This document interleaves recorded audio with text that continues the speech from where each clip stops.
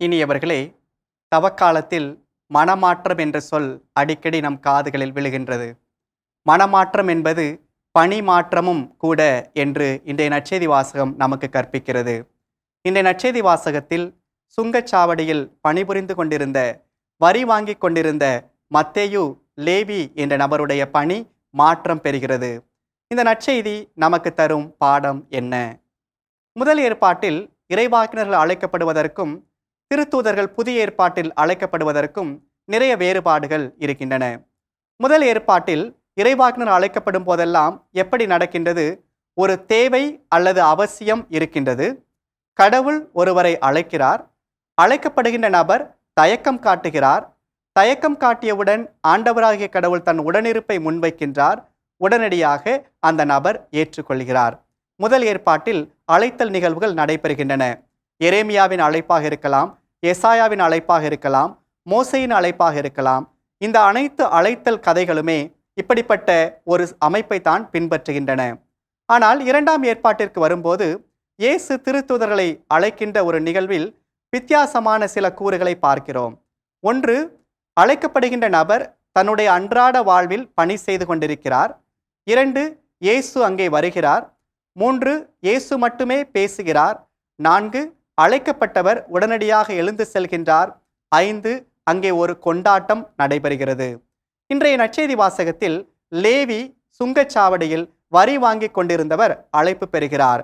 என்னை பின்பற்றி வா என்று இயேசு சொன்னவுடன் அவர் அனைத்தையும் விட்டுவிட்டு எழுந்து இயேசுவை பின்பற்றி சென்றார் என்று லூக்கா பதிவு செய்கிறார்.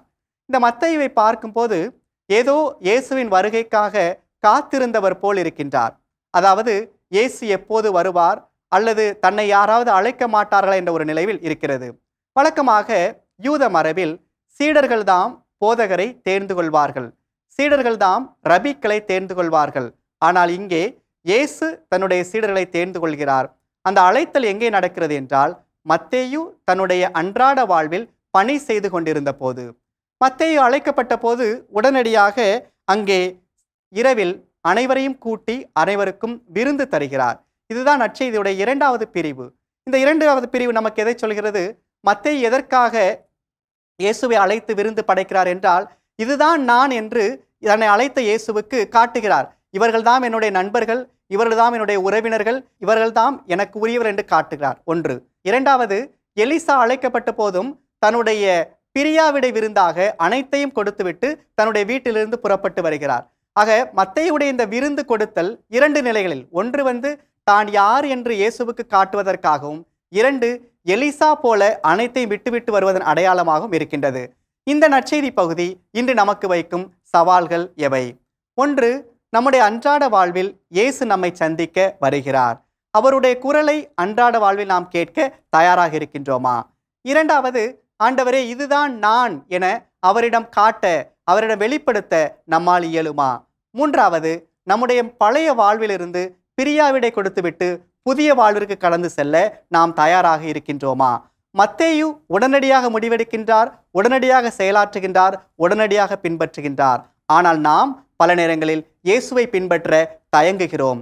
இன்று நாம் மேற்கொள்ள வேண்டிய பணி மாற்றம் என்ன என்பதை உணர்ந்து கொண்டோம் என்றால், அந்த பணி மாற்றமும் கூட நம்முடைய மனமாற்றத்திற்கான முதன்மையான வழியாக அமைய முடியும்.